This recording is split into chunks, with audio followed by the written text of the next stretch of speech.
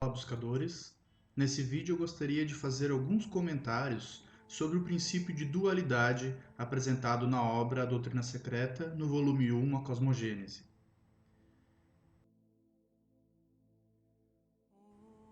Conta que no início havia a unidade suprema ou absoluta e que para que ocorra a manifestação objetiva é necessário uma ruptura dela mesma em si.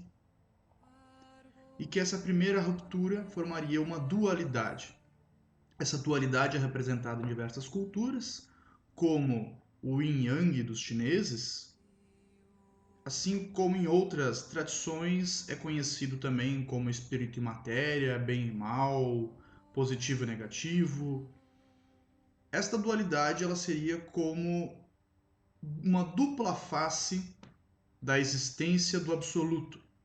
E a partir dela, temos a possibilidade da manifestação objetiva, da qual tudo o que conhecemos provém. Essa dualidade espírito e matéria, penso que seria melhor compreendida utilizando os termos consciência e substância. Porque por espírito, devido à popularização de diversas outras vertentes de pensamento, como por exemplo o espiritismo, inicialmente nos Estados Unidos, depois na Europa e também muito popular no Brasil, muitas vezes a palavra espírito é confundida com fantasma, devido à questão do corpo astral, que abordarei melhor em outros vídeos.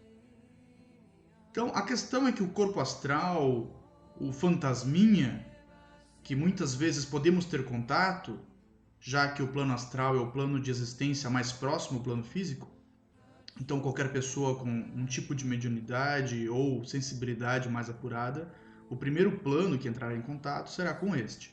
Porém, ali continua sendo matéria, continua sendo substância, e aquilo ali também não é o espírito. É difícil nós compreendermos o conceito de espírito, porque, segundo a tradição védica, da qual a doutrina secreta e as demais literaturas teosóficas muito se baseiam,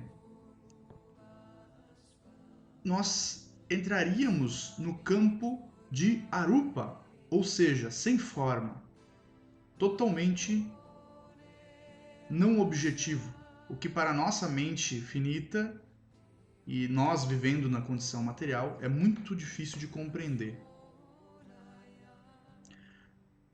Nós viveríamos no mundo rupa, ou seja, com forma, enquanto imersos na substância.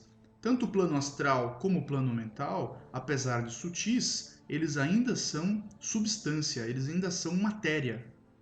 E segundo a teosofia, e isso eu acredito que nos traz um grande esclarecimento, é o mesmo tipo de matéria que o plano físico, só condensado de maneira diferente, ou seja, mais sutil. Assim como os estágios da água, nós temos o gelo, o líquido e o gasoso, mas continua tudo sendo água, mesmo quando solidificado. Da mesma maneira, a matéria seria uma espécie de espírito cristalizado, condensado de maneira objetiva. E os planos físico, astral e mental seriam como os três estágios da água, sendo, portanto, o mesmo tipo de substância. Por espírito, seria muito mais assertivo nós classificarmos ou tentarmos entender ele como uma simples consciência que mergulha na substância, ou seja, na matéria, na objetividade, para que seja possível viver a experiência. E este me parece ser o objetivo dessa ruptura, dessa divisão inicialmente dual e que posteriormente dá origem a tudo que existe.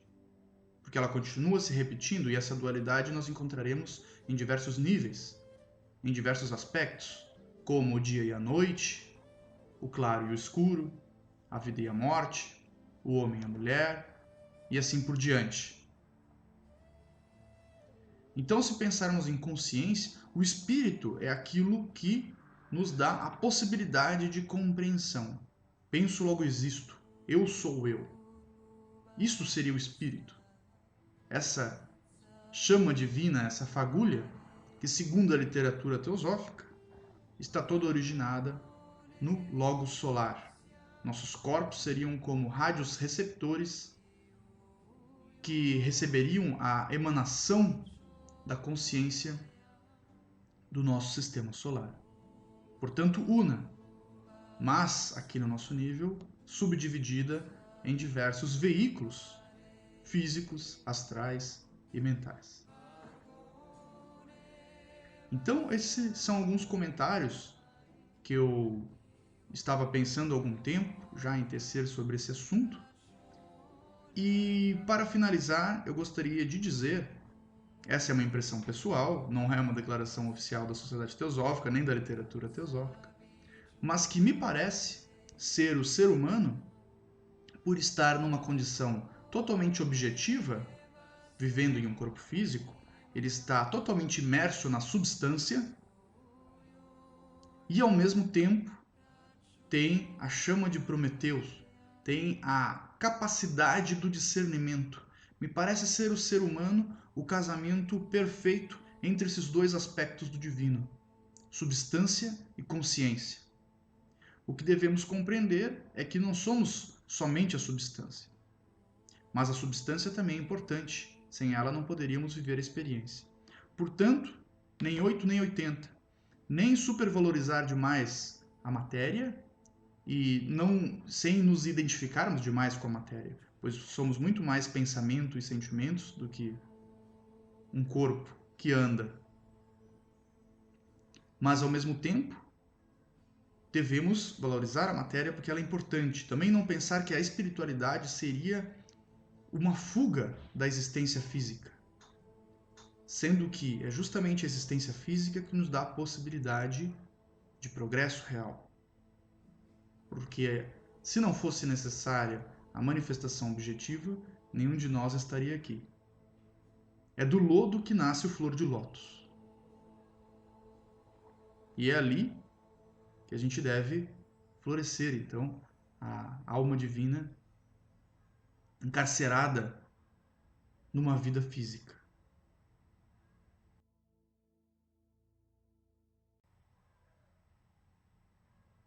Vós sois deuses, disse certa vez um mestre nazareno, porque a consciência, e isso vivemos de uma era maravilhosa, onde a física quântica já está nos provando esses princípios ocultistas, a consciência, ou seja, o observador da física quântica, altera a substância ou a matéria.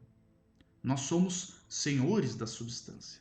É um casamento, essa dualidade é um casamento, onde um decide e o outro reage. Um é ação e o outro é reação. Obrigado a todos que assistiram e até o próximo vídeo, onde eu falarei sobre o Maya,